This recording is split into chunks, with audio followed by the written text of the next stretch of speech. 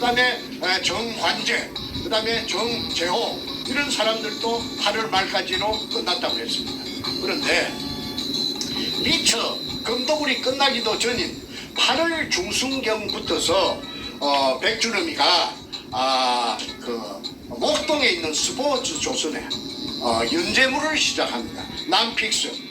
작가까지 돼가지고 또 돈을 벌겠다고. 그러니까 자기가 생전 처음 접해보는 이 엄청난 사실을 그냥 그대로 자기 머릿속에만 가슴 속에만 담아놓기가 있기가 싫은 것이 임금님 기는 당나귀 기가 아니겠습니까?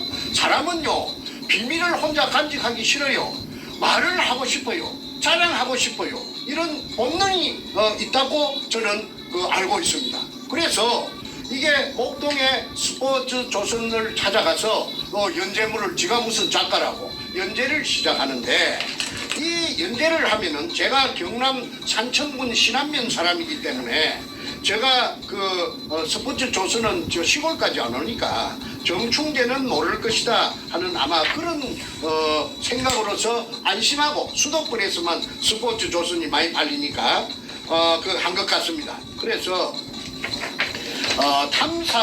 이게 이제 스파치 나갑니다. 스파치 인터넷에서 찾아냈습니다. 스파치 요 스파치 나가는데 여기 보면 탐사 전문가 백준영 넌픽션 소설이 아니란 말이죠. 사실이란 말이죠.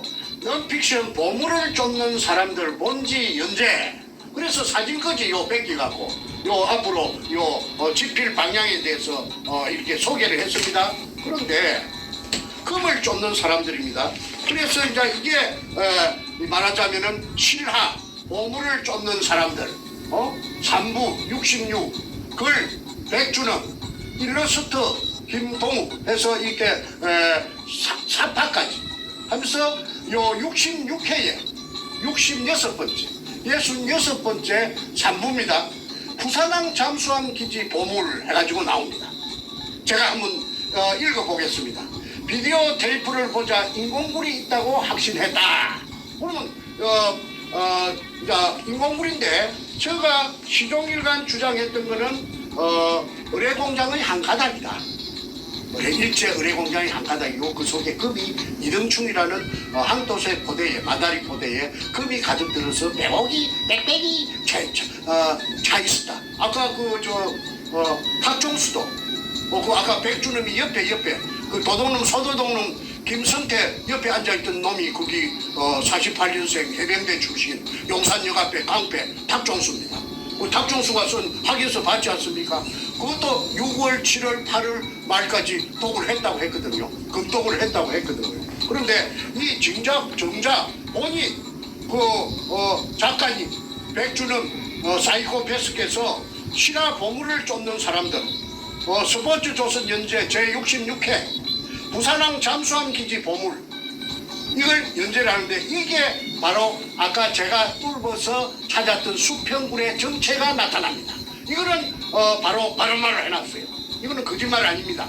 그러면 어제 기자회견할 적에 그거 보니까 그 쓰레기 한글이 적혀가 있는 쓰레기 포대에 돌이 담긴 포대가 굴 속에 널브러져가 있었는데 딱 차가 있지 않고 알이 각 차가 아니고 그 구석에 처백기가 있었죠. 그런데 그거는 이등충이라고 적히는 금편이든 포대는 자기네들이 다 독을 하고 그 다음에 아까 박수웅이 구린 것처럼 위장하기 위해서 지상에서 그 포대를 갖다가 구해가지고 와서 자갈치 시장에 가면 그 봉포대 파는 상해가 많이 있어요. 거기서 구해가지고 와서 쓰레기 보로고 그 다음에 나무 토막 등을 집어넣어가지고 마치 금이 없었던 것처럼 그 쇼를 위장해서 나타내려고 연출해 놓은 거라 하는 거는 제가 주장하는 것입니다. 그런데 그 포대 속에는 낡은 포대도 있고 새 포대도 있습니다. 그 사진이 다 있습니다만은 시간 관계상 생략합니다. 그거는 낡은 거는 뭐냐 하면은 박수웅이 굴하고 연결로 시켜가지고 소리 안 나는 하약을 무진동 하약이 있답니다. 그걸 통영의 다이버 김은택이가 그 굴 속에 들어가서 찾아냈어요. 직경 60cm, 길이 3m 되는 통로를 뚫어가지고 박숭이 굴 속에 원상 회복 차원에서 다 들어차 저희에 있던 그 포대를 갖다가 그 70cm 그 직경 70cm 길이 3m 통로로 2m 밑에 그걸 끄잡아 올려가지고 연출해가지고 그 모자라니까 귀찮고 모자라니까 새 포대를 갖고 와가지고 그래가지고 그 쇠포대에다가 그 온갖 쓰레기 뭐 그 저 버렸고 건축 폐기물 처리장이니까 나무 토막 이런 걸 이어가지고 막 쑤시가지고 새거 그 철철철철 사가서 박숭이 그런 철철철 사가서 나는 그거 하고 쌩쌩한 거 하고 섞기가 있다는 걸 제가 알았죠.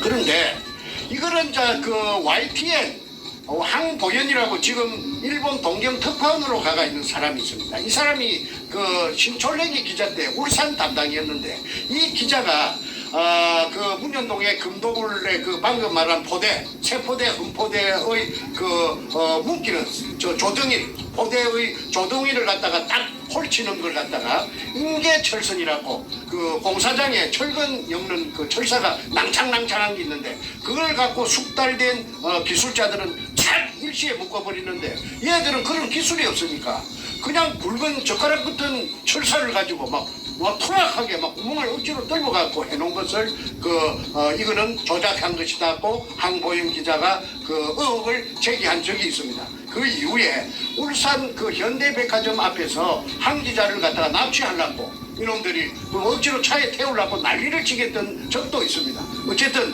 그거는 뭐 지나간 일이니까 그거는 그 정도로 참고적으로 말씀드리고 실화 보물을 쫓는 사람들의 이 66회 차에 제가 그토록 주장하던 지하 16m 제가 판 수평굴의 진실이 있기 때문에 그 판단은 여러분들께서 들어보시고 한번 누가 거짓말을 하는지 한번 해보시기 바랍니다. 제가 한번 읽어보겠습니다.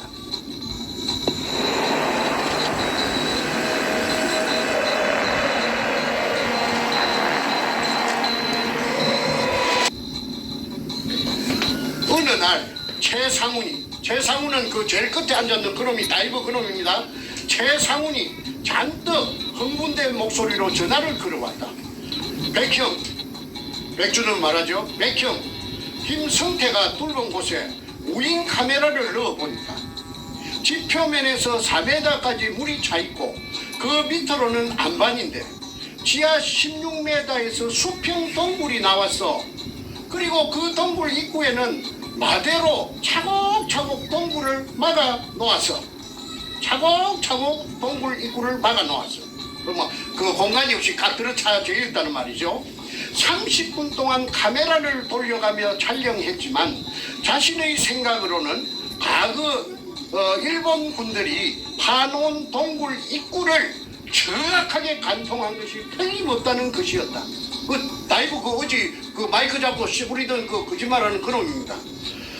그놈이 그렇게 백두목에게 전화를 걸어온 이게 이제 시발입니다. 또 수평 동굴이 나왔어. 틀림없다는 것이었다. 최상훈 같은 수중 발굴 전문가가 흥분해서 소리칠 정도라서 나 역시 지하 동굴의 실체를 믿어 의심치 않았다. 다음날 수중 촬영한 테이프의 복사본이 서울 내 사무실에 당도했다. 필자는 그때의 전율 어린 흥분을 잊을 수가 없다. 필자가 백주놈이죠. 김성태가 직경 60cm로 시추한 곳에 최상훈이 잠수하여 촬영한 내용이었다. 최상훈이 들어갔습니다. 그래가지고 수중 카메라 촬영했답니다. 카메라는 지하 3m부터 매우 깨끗한 물속으로 서서히 내려가며 지상에 설치된 모니터로 하상을 전송했다. 동굴 전체에 물이 꽉 차 있었다. 카메라가 내려가며 찍은 청색 안반은 마치 태고의 신비를 벗겨주는 듯 푸르게 빛을 발하고 있었다. 약 5분 정도 내려갔을까? 갑자기 수평 동굴이 나타나고 이제 16m 다 내려갔죠. 나타나고 그 앞쪽에는 수많은 마대가 차곡차곡 쌓여 있었다. 제 말하고 제 주장하고 똑같지 않습니까? 공간이 없이 거기가 일본 놈들이 재고 나간 끝입니다. 그러니까 재고 저쪽 반대쪽으로 재여 있는 그 포대 뒤쪽으로 나가면서 계속 재면서 나갔기 때문에 그게 공간이 있을 턱이 만무합니다. 그러니까 내가 그렇게 목이 쉬도록 그렇게 피를 토하도록 주장한 것을 고맙게도 이 백두목께서 이렇게 써놨어요. 차고 다시 한번 읽어보겠습니다.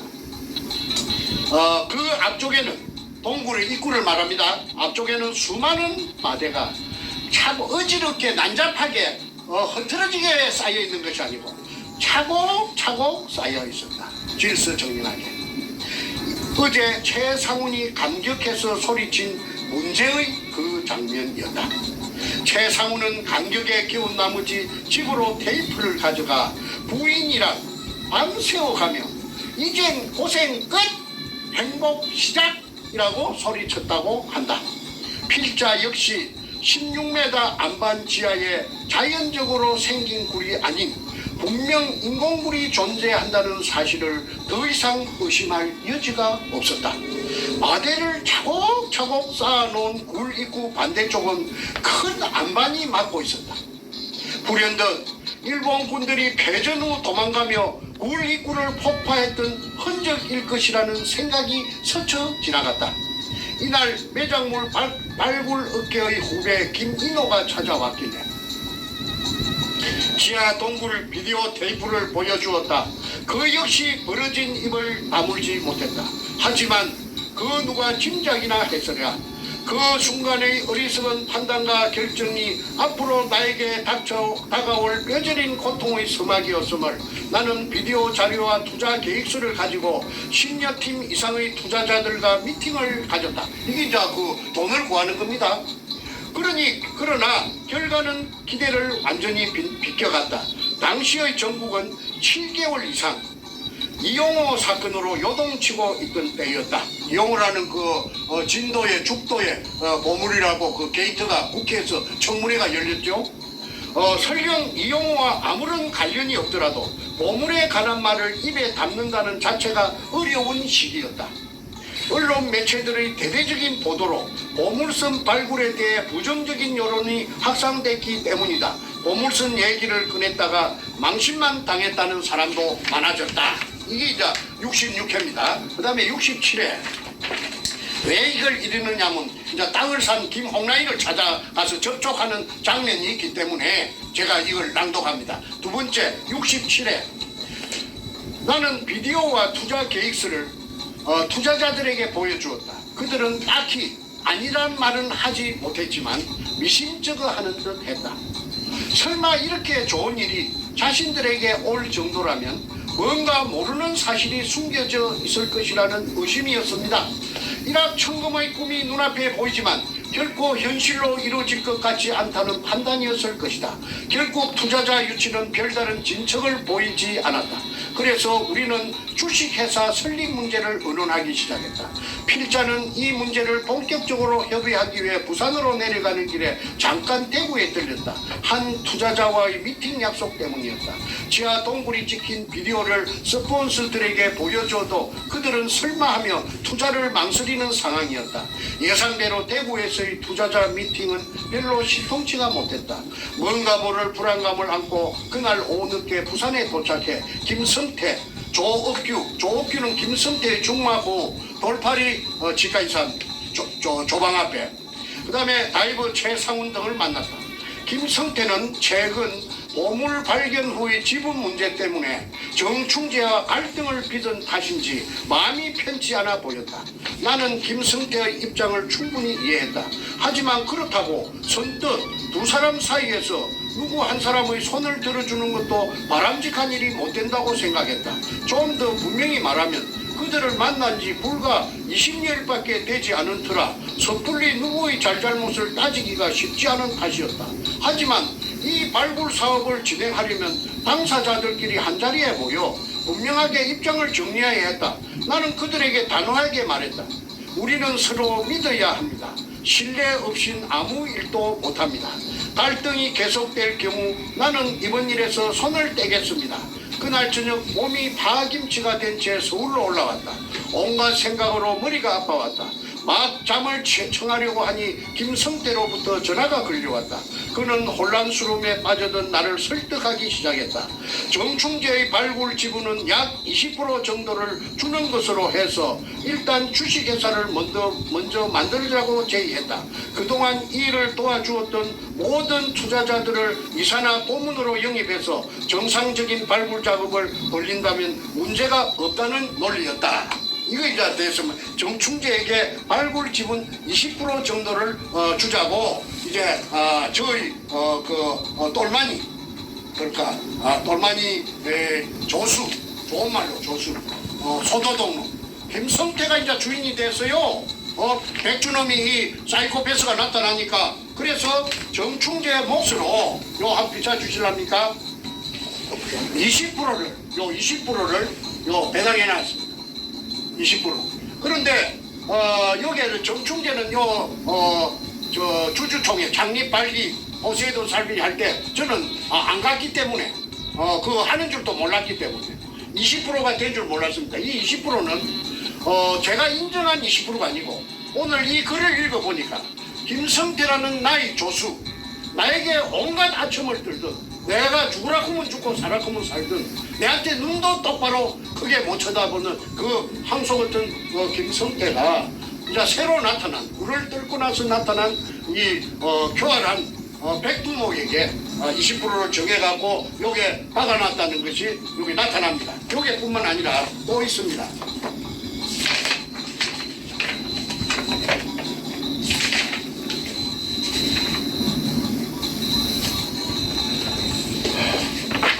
이제 한 장에 최종 주식 배분 및 주주 명단에 제일 처음에 정충재를 얹어놨습니다. 정충재에게 보유할 주식주 2,000주를 주고 비율은 20%. 그 다음에 비고란의 기존 발굴자 인정해놨어요. 제가 떨궜다는 걸 인정해놨어요. 기존 발굴자. 그런데 요게 보면은 요 밑에 막 저 도장이 찍혀가 있죠. 이게 참석한 아까 5월 13일 날 저 남포동 피닉스 호텔에 참석했던 그 참석자들 명단입니다. 그런데 말하자면 정간제도 내 동생도 이미 이때는 요게 내 몰래 요게 오라고 이놈들이 콜링을 해가지고 모아갖고 아까 저 1,000만 원 준다고 집을 가서 썼지요. 그 다음에 집은 또 100분의 1을 준다고 해가지고 정관제도 있고 그 다음에 정성재 지금 저 신나통 들고 문재인이 지역구 사무실에 들어가가 진역 살고 있는 넷째 정성재도 요 자필로 정성재 써갖고 요 지장 찍어놨습니다. 그 다음에 이런 짓거리를 했습니다. 그래 놓고는 할 말이 없으니까나 정충재를 배제시키기 위해서 권력을 등에 업고 최고 권력. 청와대 이상 최고 권력이 있나요? 청와대에서 최고 어른인데 제일 높았는데 그거하고 짱짱이 됐으니까 거칠 것이 없겠지요. 무엇을 그렇게 모시겠습니까? 그러니까 마치 나라에서 허가내 준 것처럼 그냥 일사천리로 이런 강크게 이런 글을 써놨지요. 자, 다시 글 계속하겠습니다. 나는 김성태 HD현대인프라코의 디벨로 물찾기를 홈쇼핑 최초로 현대프로샵에서 런칭을 합니다. 디벨로 오너드 디벨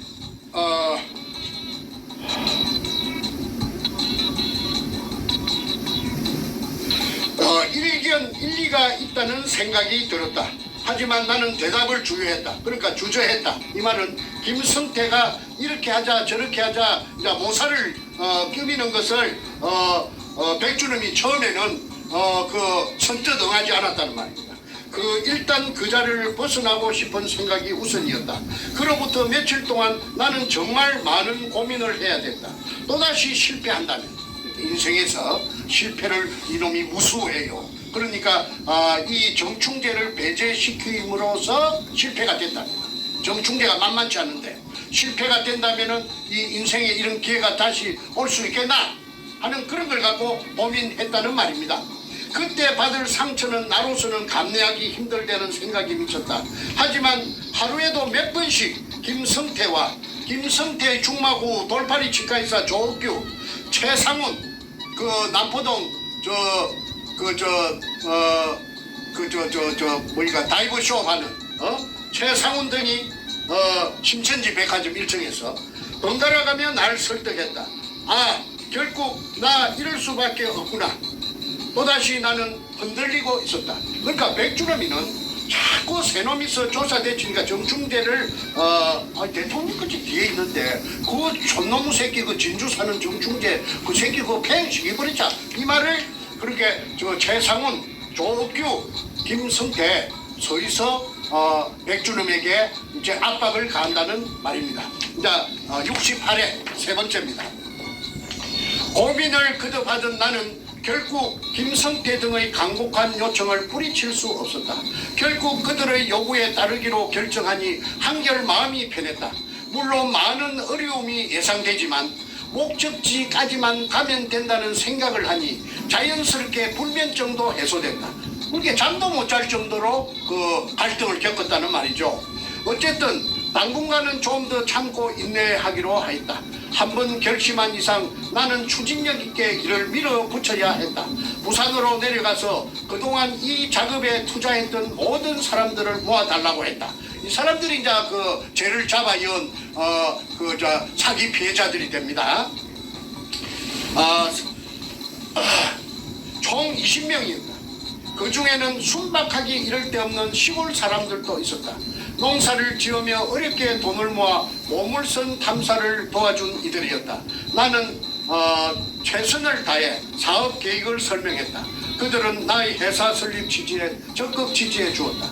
이에 힘을 얻은 나는 다시 한번 의욕을 키워가기 시작했다. 나는 또 다른 투자자를 유치하기 위해 동분서주했다.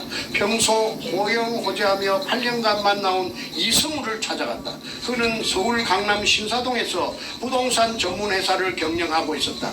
이승우에게 그간의 상황을 설명하고 도움을 요청했다. 이틀 후 그는 자신의 오랜 비즈니스 파트너라며 나이가 70이 가까운 오남식 씨를 소개했다. 나는 일단 그에게 보물선 발굴에 대한 브리핑을 했다. 하지만 그의 반응은 심통치 않았다. 다음날 아침 함께 부산에 내려가기로 했다. 부산에 도착해 작업 현장을 직접 보여주었더니 마침내 그가 호기심을 보이기 시작했다. 나는 그에게 이 토지를 오 사장님이 구입해 주시면 2개월 후에 2배로 우리 회사가 재인수를 하고 2달 뒤에 배로 더블로 돈을 주겠다. 땅을 산 돈을 주겠다. 발굴 지분의 5%를 주겠다고 약속했다. 오남식은 연륜이 쌓일 대로 쌓인 부동산 전문가였다. 그는 지하 동굴에 카메라를 내려보내서 자신의 눈으로 직접 확인이 되면 곧장 내일 계약을 하겠다고 했다. 하지만 당시 상황에서는 카메라를 수직으로 시추한 굴에 내려보냈는데 또 다른 장애물이 가로막고 있었다. 우리는 그 장애물을 제거해야 했다. 그래야만 오남석이 투자를 이끌어낼 수 있었던 것이다. 16m 물속 아래에는 쇠 파이프가 있고 이게 이제 정충제 들어올까 싶어서 장애물 박아놨던 그 쇠 파이프를 말합니다. 그 3개 아까 사진 보신 그 쇠 파이프 3개가 있고 한 개에 30g이나 나가는 30kg이나 나가는 쇳덩어리를 그렇게 쇠파이프 3개하고 쇳덩어리까지 막 장애물로 박아놓은 것입니다. 정충제가 쳐들어올까 봐서 강력한 자석을 로프 끝에 묶어서 아까 제가 지랑철이라고 말씀드렸죠. 마치 낚시하듯이 줄을 풀었다 감았다 하기를 새벽 3시까지 반복하였다. 모두들 허리가 아파서 절절 매면서도 악착 같은 심정으로 열심히 작업에 임했다. 기어이 무인 카메라를 내려보내고 지하동굴 입구에 쌓아놓은 마대를 오남석 씨에게 확인시켜 주었다.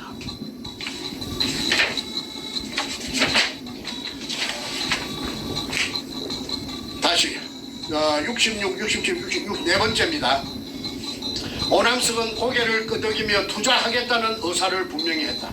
그나마 다행이었다. 호텔로 돌아와 몇 시간 눈을 붙이는 둥 마는 둥 하고 이튿날 바로 계약을 체결했다. 계약금은 서울에서 주겠노라며 서울로 가자고 했다.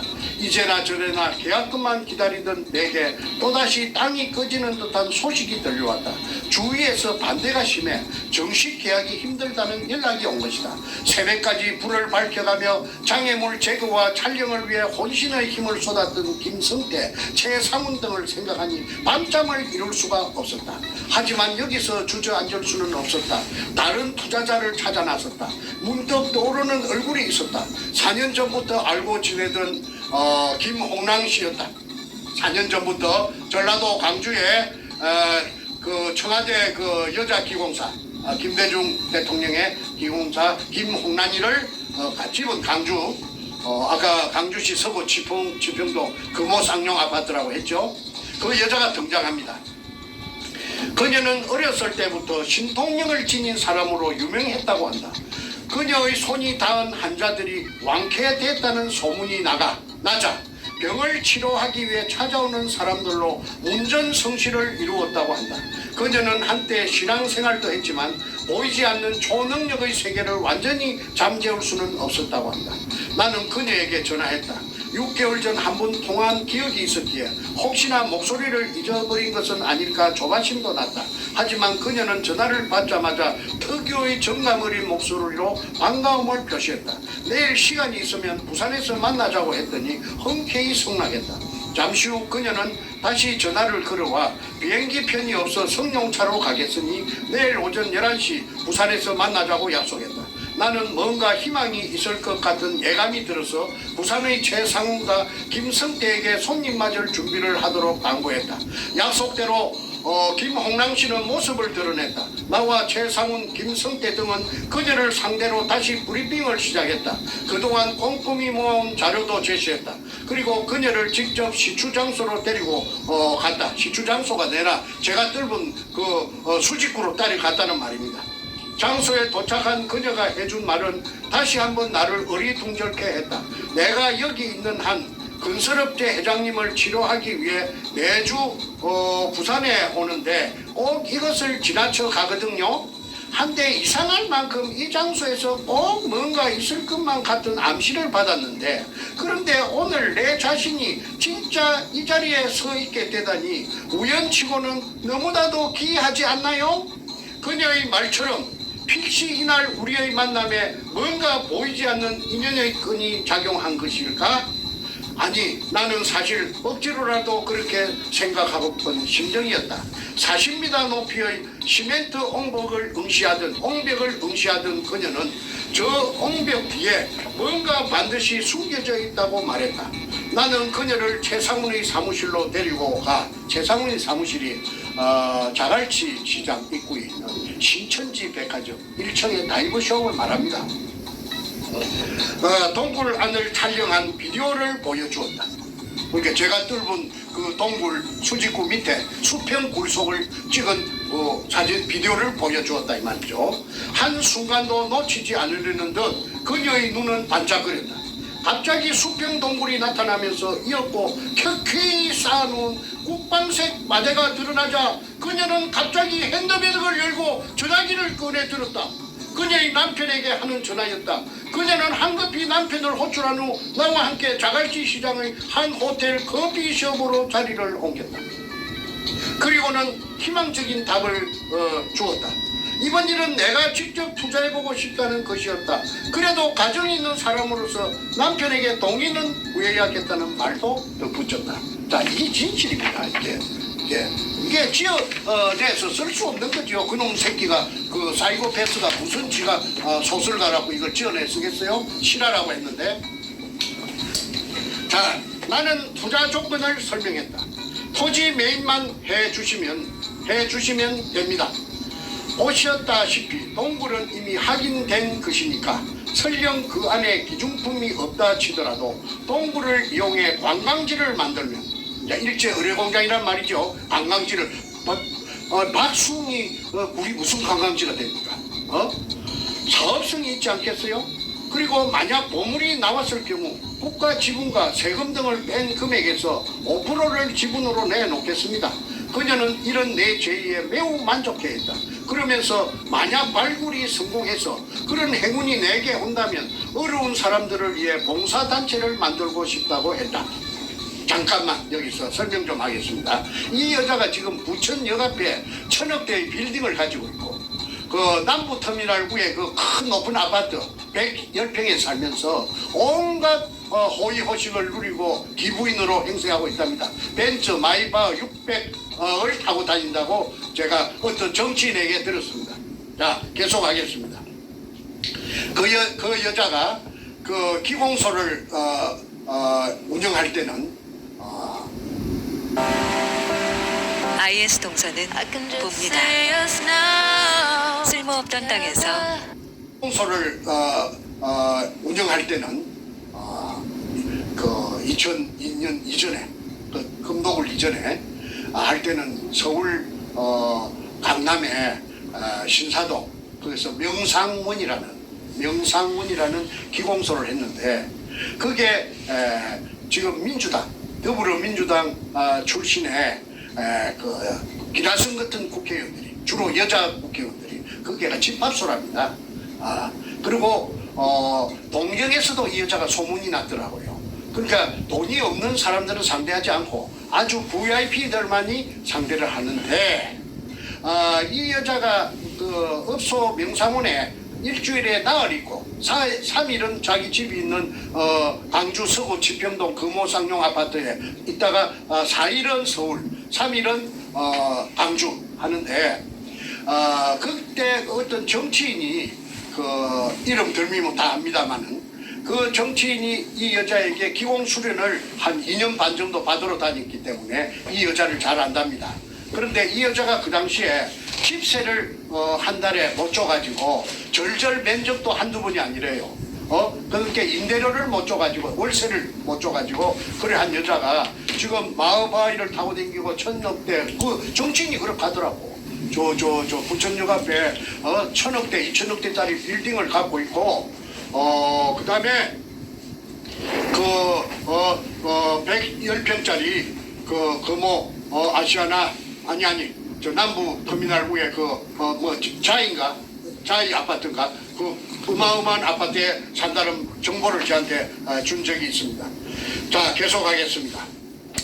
자, 정선생님 오늘 지금 뭐 1시간 반 갔는데 시간이 좀 길어지니까 이제 좀 마무리로 가야 될 것 같아요. 예, 그러면은 이걸 다 못하니까 오늘 다 못하니까 다음번에 하고 제가 좀 몇 가지 드릴 말씀도 있어서 좀 마무리를 가야 될 것 같습니다. 네, 하나만 더 하고요. 말씀하세요. 요 지금 사람들이 금이 나왔는가 안 나왔는가 금이 나왔으면 양이 어느 정도 되는가를 상당히 궁금해해요. 그래서 그 대답은 내가 꼭 드려야 되겠다. 그런데 이게 보면은 도굴 두모 사이코패스 백주름이 가방에서 나왔는데 여기 보면 노란 칠이대가 있습니다. 노란 칠이대가 있는 것은 여기 보면 여기 노란 칠이 여기 뭐냐면은 금은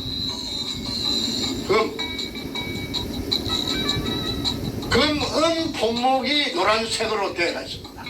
이거는 공업용 보석 다이아몬드고 그 다음에 이게 품종 미상도 있고 수원도 있고 여러 가지 있는데 어쨌든 이 금이 노란 색깔은 전부 금입니다. 그러면 1공장에서부터 5공장까지 금이 고르게 분포되어 있는데 이 금을 얘들이 내가 판 군형은 요겁니다. 수직구 요리 통해 갖고 요게 돌아다니면서 해골로 세어봤는데 물로 빼내고 나서 해골로 백주름이 직접 세어봤답니다.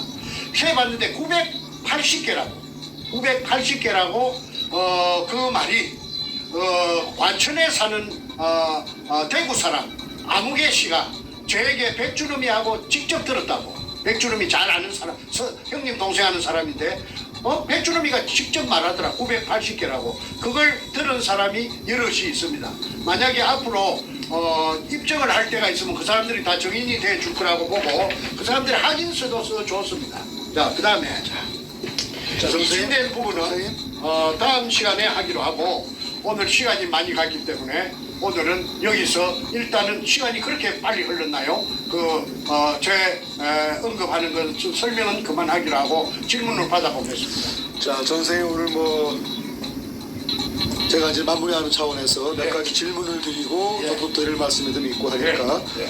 오늘은 제가 이제 같이 하려고 그러다가 정 선생님께서 그 백준홈 기자회견을 본 이후에 워낙 거짓말이 많고 예. 또 정확한 사실을 국민들이 알게 해야 되기 때문에 예. 정확한 그 거짓에 대한 예. 설명과 예. 그 다음에 증거를 제시하는 그런 시간을 갖고 있습니다. 자, 일단은 그 어저께 나온 그 백준홈의 재산 비포 앤 애프터를 우리가 방송을 했는데 그 방송에 올라온 저 댓글 중에 제가 중요한 댓글을 제가 하나 좀 읽어드리고 그걸 질문으로 드리겠습니다. 답을 좀 주시면 감사하겠습니다. 자, 어저께 7월 27일 금요일 방송, 저희 방송에 이런 질문이 있었습니다. 김필영 씨라는 분이 쓰신 글인데, 정 선생님, 어뢰공장 금을 직접 정 선생님 눈으로 확인 못하셨는데 그 안에 금의 양을 확언하시는 부분 설명이 필요합니다. 그리고 징용당해 어뢰공장 인부로 일하다 돌아가신 분들의 위고래 숫자 증거도 확인되신 부분 설명 부탁드립니다. 끝까지 진실하게 임해주세요. 두 분 수고 많으십니다. 자, 금해양에 대한 확인과 위고 숫자 증거 확인. 그 자료 혹시 있거나 있어요? 네, 야, 제가 말할게요. 네. 그 증거도 좀 보여주시면서 설명해 주십시오. 첫째, 이 리차드 로리스라고 그 미 CIA 극동 담당 책임자가 있습니다. 그분이 제 말만 듣고 금 찾는 계약을 하고 금 찾는 작업을 2년 반 동안이나 저하고 할 리가 만무하겠죠. 그분이 나중에는 국방성 동아태 담당 부차관보까지 하신 분인데 대단한 분이 계십니다.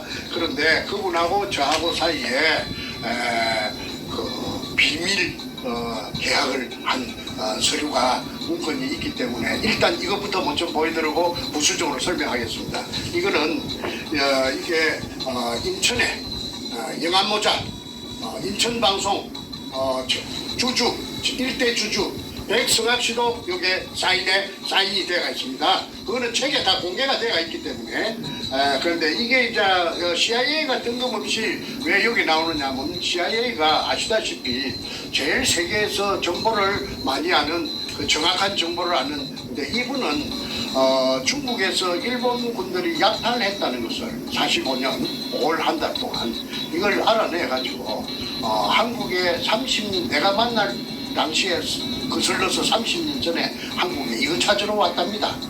그래서 내하고 그 50대 50의 지분으로 계약을 했죠. 그 계약서를 작성했던 변호사가 내가 구멍을 팠던 부산시 남구 문현동 그게 국회의원이었던 김무성이의 처남 김무성이의 처남 최양일입니다. 김무성 마누라의 오빠 그 사람이 미국에서 대학을 나왔는데 이분이 나에게 소개를 해서 만나는 것이 리차드 로리스였습니다. 그래서 이 사람들이 CIA가 아무 근거 없이 2년 반 동안 저하고 이런 계약을 해가지고 50대 50으로 하진 않습니다. 근데 이 계약이 끝까지 가지 못했던 것은 2011년이라고 기억됩니다. 미국 뉴욕의 그 맨하탄에 그 무역센터가 오사마 빈 라덴이 조종하는 그 비행기가 그 건물에 들어가면서 그 큰 사고가 났죠.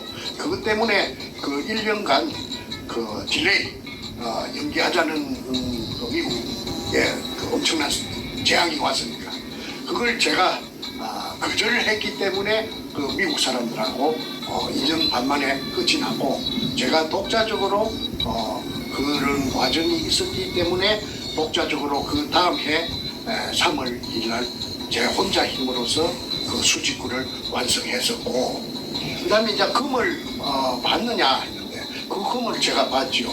이 책 속에 책을 안 읽어보신 것 같은데 이 책 속에 백주름이 똥을 두고 보일 호주머니에서 나온 250g짜리 금편의 사진이 대체가 되어 있습니다.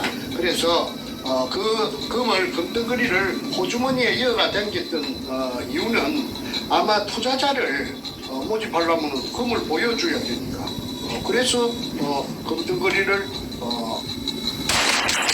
여름 켈리의 꽃이다. 금덩어리를 그 호주머니에 이어가 있다가 피의자가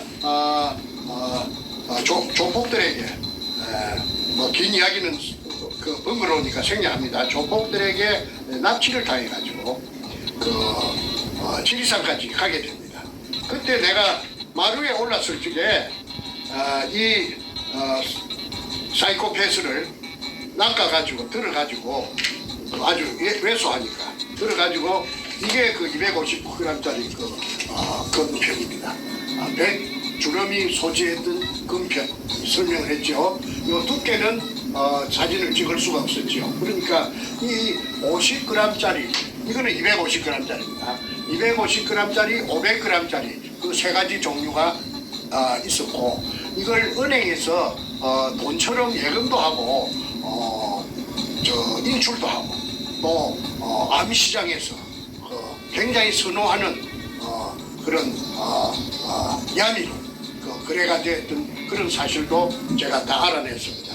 그러니까 이 세 가지 종류의 금이 일본 분들이 중국의 은행을 털어가지고 그 항토색 마다리 포대 속에 넣어가지고 잠수함 26척에 싣고 왔다고 잠수함 이름까지도 아까 CIA 리차드 로리스 씨께서 다 찾아냈습니다. 그러니까 책도 읽어보시지 않고 앞전에 수없이 찍은 그 프로를 보시지 않았기 때문에 그런 의아심이 있는 것 같은데 더 이상 길게 설명을 하지 않겠습니다. 금이 없었다면은 이런 사건이 지금까지 연결돼 가지고 끊어지지 않고 지금까지 흘러올 수가 없는 거 아니겠습니까? 아까도 말했다시피 땅을 왜 삽니까? 땅을 말만 믿고 땅을 삽니까? 눈으로 확인하지 않고 땅 몇 푼 주고 사는 게 아니잖아요. 그 다음에 또 하나는 유골이 있느냐 없느냐 거기에 대해서 설명을 그 질문을 해왔기 때문에 설명하겠습니다. 그 유골이 있다는 걸 제가 암시받은 것은 재판을 하면서 아까 그 소도 돕는 것던 김성태가 거짓말로 일관했는데 판사 앞에서 하는 말이 왜 꿀 앉아서 수박 잘라놓고 돼지 대가리 놓고 그 밤중에 그 앉아갖고 고사를 지냈느냐 하니까 엄격길에 이놈이 하는 말이 일제시대 때 끌려와 희생된 수많은 우리 조선 청년들의 영혼을 위로하고 하는 그런 말이 재판 기록에 찍혀 있고 제가 그 옆에서 그걸 들었습니다. 저도 처음 아는 사실이었습니다. 제가 주체인데 제가 주체 아닙니까? 제가 주체인데 제가 모르는 사실이 뜬금없이 그 무식한 놈 입에서 그런 말이 나왔습니다. 저는 깜짝 놀랐어요. 이야 이거 무슨 이런 일이 있네. 이거 뭔가 이거 무슨 모멘트가 되겠다. 그래서 그날 그 재판을 받고 구치소에 돌아와서 아이고 이제 살았다. 유골이 그 산뜻같이 있는 거다 생각하고는 수많은 조선 청년들의 원혼을 위로하고 말이 나왔습니다. 이것만 부각하면은 살겠네. 이래가지고 만세를 불렀던 기억이 생생합니다. 그 후에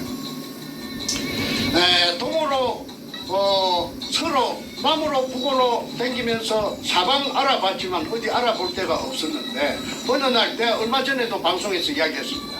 자다가 가위가 눌려가지고 새벽에 깨가지고 멍청하게 앉았는데 텔레비를 켜니까 이때 자막이 지나가는데 태평양 전쟁 무슨 어쩌고 저쩌고 지나가서 그 다시 한참 만에 글자가 돌아오는 것이 뭔가 보니까 태평양 전쟁 생존자 협회라 하는 데가 자막이 뜨더라고요.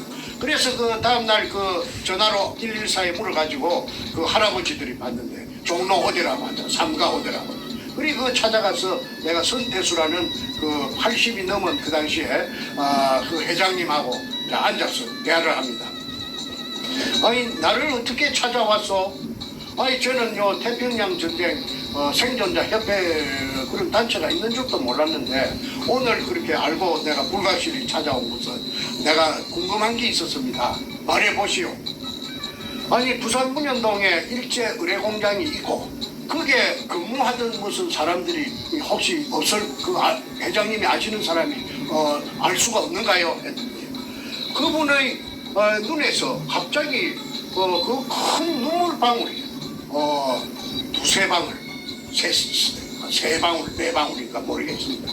두둑 떨어지더라고. 그래서 내가 무슨 큰 실수가 있는가 싶고 깜짝 놀라서 아니 왜 그러십니까? 하니까 아이고 좀 한 서너 달 전에만 좀 찾아오지. 와 인자 왔네. 그게 뭔 말입니까? 아니 내 친구 그 진동식이라고 그 중마고우가 있는데 1920년생. 그런데 내 친구가 그 부산 문현동에서 의뢰공장을 일제 때 팠다.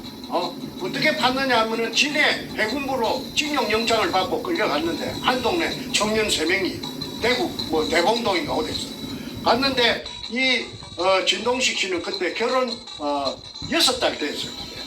새 신부를 그 집에 남겨놓고 이제 징용영장 받았으니까 진해 해군부로 갔다 이 말이죠. 그런데 6달 뒤에 6달인가 5달 뒤에 첫 아들이 태어났는데 그 아들이 43년생 속초에 계시는 진아무개 씨입니다. 저 이름은 제가 앞전에 밝혔는데 혹시 그분에게 누가 될까 싶어서 진아무개 씨라고 합니다. 그런데 이분이 그 6달 된 갓난쟁이를 얻고 면회를 하고 싶어서 그 부대에다가 편지온 부대에다가 부대장에게다가 면회를 하고 싶다고 아들을 낳았으니까 아들을 애비가 봐야 될 거 아니냐. 그랬더니 면회를 오라고 하더랍니다. 면회를 언제 오느냐면 한 달에 면회가 한 번밖에 안 된다.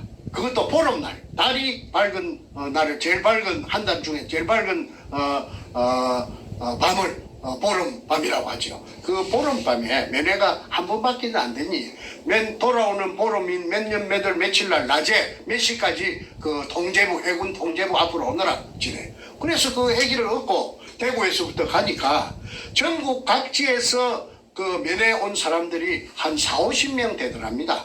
그런데 밤이 해가 꼴까닥 질락하니까 조금 어두워질락하니까 부대 안으로 들어오라고 하더니 따라 들어가니까 부두가 있고 바다가 있고 그 바다에 배가 한 2척 엔진을 걸어놓고 작은 배가 있더랍니다.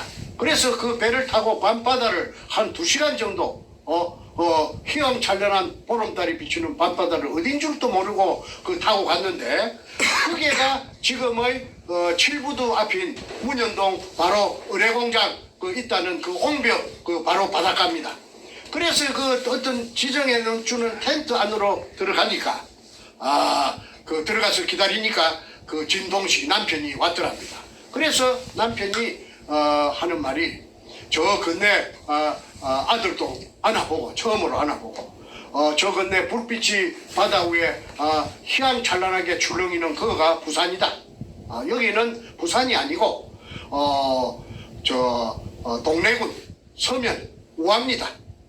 그리고 내가 저 뒤에 나저막한 산, 그거가 이제 현장입니다. 그 산 근처에 그 옹벽입니다. 나저막한 산 밑에 굴을 파는데 의뢰공장이다.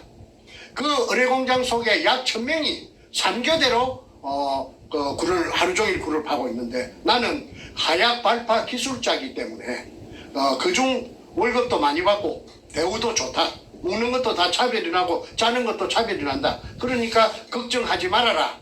그래서 진봉술 여사께서 지금은 고인이 되셨습니다마는 부산 문현동에 자기 남편을 갓난쟁이 그 아들 지금 70대 중반이 훨씬 넘었죠.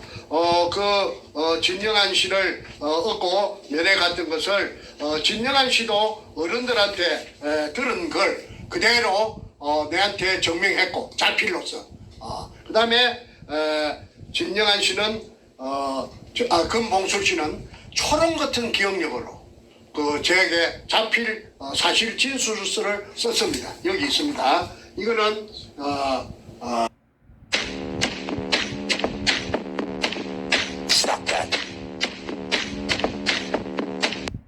썼습니다. 여기 있습니다.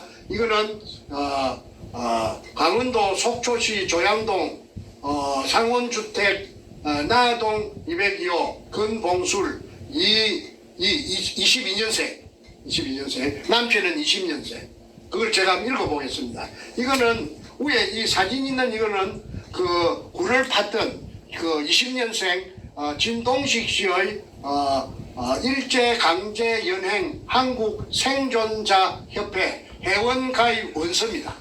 그래서 요 일본에서 그 바약 발파시에 돌이 날라와서 그 눈알이 하나 파열돼 가지고 장애인 시각장애인으로 평생을 사시다가 내가 저 손태수 회장님 만나기 뭐 3달인가 4달 전에 돌아가셨다고 하죠. 그 부인인 금봉술 할머니께서 써준 그 사실 확인서, 그 면회 같은 그걸 내가 한번 읽어보겠습니다. 진술인 금봉술은 사단법인 일제강제연행 한국생존자협회 강원도 지부 회원인 진동식의 처입니다. 제 2차 대동아 전쟁 때 남편 진동식은 발파 기술자로서 1942년 4월경 본적지 대구시 봉산동에서 일제에 의하여 강제징용되어 처음에는 경남 진해의 일본군 해군부대 기지시설부대에 배속되어 근무하다가 진해에서 약 200km 떨어진 곳으로 근무지를 이동하여 밤낮을 가리지 않고 바닷가 옆 낮은 산이 있는 곳에서 지하 의뢰공장을 굴착하였다고 남편이 생존 시 수차례 저에게 일제징용 때 이야기를 하였습니다. 그리고 생존자협회 공동회장 손태수 씨와 강원도 지부장 태갑 씨에게도 위 사실 이야기를 여러 번 하였습니다. 또한 일본 군 의뢰 지하 공장 위치를 남편이 나중에 확인해 보니 지금의 부산시 남구 문현동이라고 하였습니다. 진수리는 당시 면회를 일본군에게 신청하였더니 면회 신청을 15일 후에 지하 비밀 공장이 거리가 떨어진 곳에서 한 번 면회한 사실이 있습니다. 그 후 44년 10월경 일본 규슈 사세보 해군기지로 이동되어 남편이 이제 전출되어 가서 발파 작업 중 왼쪽 눈이 실명되어 사세보에서 1945년 8월 10월 해방이 되어 고향인 대구로 귀국하였습니다. 금봉술은 위와 같이 사실 경과대로 진술합니다. 2005년 6월 11일 위 진술인 금봉술 할머니 도장을 찍어놨습니다. 그래서 이 사실이 재판할 적에 나타났고 천명이라 하는 거는 여기서 진동식 씨가 확인을 해줬기 때문에 3교대로 판다는 것도 알았고 그 명단은 국가기록원에서 입수하여 진해 해군부에 끌려갔던 진용됐던 사람들은 아무도 신고가 된 사람이 없어요. 그런데 그 명단을 누가 해킹 잘하는 사람이 해킹을 해가지고 지금 제가 가지고 있는데 약 940명의 그 애정대 그 진해로 끌려가서 정발되었던 명단이 저한테 있고 그 다음에